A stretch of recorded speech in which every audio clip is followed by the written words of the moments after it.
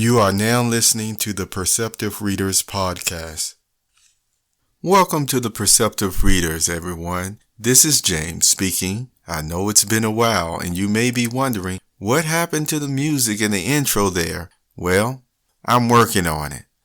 The next thought you may be wondering is, why did you take over a year off for this wonderful, stupendous, just awesome, and every other adjective you can think of, podcast that you had going on for, I think, a close to maybe 2 years on and off, because as you know, I never run these episodes in the way of a daily or weekly type episode. It's more of monthly. I might have one or two come out here or there.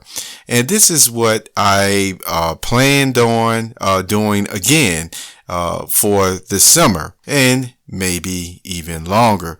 But as for right now, we're going to start off with the Prince and the Pauper series that some of you have read on the website. You're going to hear in these podcasts the commentary opening, the word meanings, a reading of the chapter, like we're going to read chapter 1 today, and people to remember. And of course, the allow me to share a thought portion of this a blog post. Now, before we go into that, I won't talk long. I just want you to be aware of something. I am James, and I haven't changed. You know, it's a lot of interesting topics that we will cover in the intro, like I used to do before. It's interesting topics like social media, how it used to work, and now why it's breaking down today. Yes, you'll hear my thoughts on it. I actually wrote an article about it years ago, at the start of some of these problems that were, rearing their heads. And then we talked about net neutrality and things of that nature. All sorts of things. I mentioned what basically even back then I saw if things were not avoided, what could happen in the future. Well, isn't it something that future seems to be here right now? But that article went into archive mode about a year or so as well, when this podcast, as you know, took its break. So I will talk about some of those things, and I will elaborate even more on the portion of what I mean by I haven't changed. I certainly appreciate and enjoy the visits to the website, the persons who have shown their talents over the years in the music, poetry, and all sorts of things, art. And it's a wonderful thing to see persons express themselves that way and also be able to receive not only acknowledgement of their work, but as they also acknowledge others for their work and their creativity. As you know, we call such ones creatives. But still going along on those thoughts, sometimes persons do go through things in life, and they do have to just sit back and they have to observe and analyze not only internally what's going on with themselves, but also externally with the forces around them, so to speak, as to why things are such a way. How should you proceed from this point forward? Now, that's just, once again, using your perceptive reasoning and analyzing things and giving yourself time to to think things through, and to get your thoughts together. It does not mean necessarily that the core personality of who you are have changed. It's just that your core personality, and in this case, your spiritual mind, sit back and say, okay, what are we going to do now? How am I going to proceed with this? So in other words, if you were a loving person before, you'll still be a loving person now, but hey, that doesn't mean you ignore the things that that you have to pay more than the usual attention to on how to deal with certain things and make professional decisions and things of that nature. So sometimes it just takes a little break to see everything that's going on and how you're going to proceed, and then you come back, with a game plan. But we'll talk more about that in the future.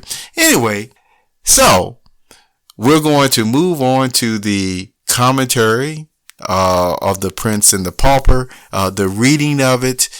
This is a short segment today, but I want you to know the Perceptive Readers is back, and we will have some interesting topics to talk about, an interview here and there, and thank you for being here. Again, this is James Lynch, and I hope you have a wonderful day. And always, whether we have serious conversations or not, it's always with kindness and respect. The Prince and the Pauper, profound reading. Opening consideration for Chapter 1. If you possess kingly riches where your coffers will never be empty during your lifetime, how would you use the abundance of funds at your fingertips? Untold billions viewed money throughout history as being a source of power. Would you disagree with such an assessment? Whether you would or not, the strong desire to acquire money and power have at times changed people's personalities. Yet, the wise men and women who possess both realize it is vital for them never to lose their humanity. When we show our humanity, people feel it is synonymous with having compassion, sympathy, and understanding. Chapter 1, The Prince and the Pauper, Thoughts and Consideration. Did you know gay in its original first form of usage meant happiness and cheerfulness? See how it is used in The Birth of the Prince and the Pauper, Chapter 1. In the ancient city of London, on a certain autumn day in the second quarter of the 16th century, a boy was born to a poor family of the name of Canty, who did not want him. On the same day, another English child was born to a rich family of the name of Tudor, who did want him. All England wanted him too. England had so longed for him and hoped for him and prayed God for him that now that he was really come, the people went nearly mad for joy. Mere acquaintances hugged and kissed each other and cried.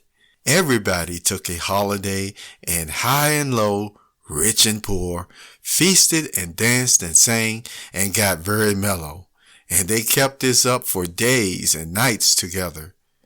By day, London was a sight to see, with gay banners waving from every balcony and housetop, and splendid pageants marching along. By night, it was again a sight to see, with its great bonfires at every corner, and its troops of revelers making merry around them. There was no talk in all England but of the new baby, Edward Tudor, Prince of Wales, who lay lapped in silks and satins, unconscious of all this fuss, and not knowing that great lords and ladies were tending him and watching over him, and not caring either. But there was no talk about the other baby, Tom Canty, lapped in his poor rags, except among the family of paupers whom he had just come to trouble with his presence. Now that you have read Chapter 1 of The Prince and the Pauper, think about their names and station in life. This is in the People to Remember section. Tom Canty, Edward Tudor. Tom Canty, Edward Tudor. Allow me to share a thought. The English and vocabulary in The Prince and the Pauper consist of archaic or outdated phrases and idioms, which means expressions, dialect, or style of speaking in culture or time period. Today, writers rarely use Mark Twain's storytelling style, if ever. You have just listened to the Perceptive Readers podcast. Remember, until next time, if you read something that encourages you to improve or enhance your life for the better, it becomes your reality.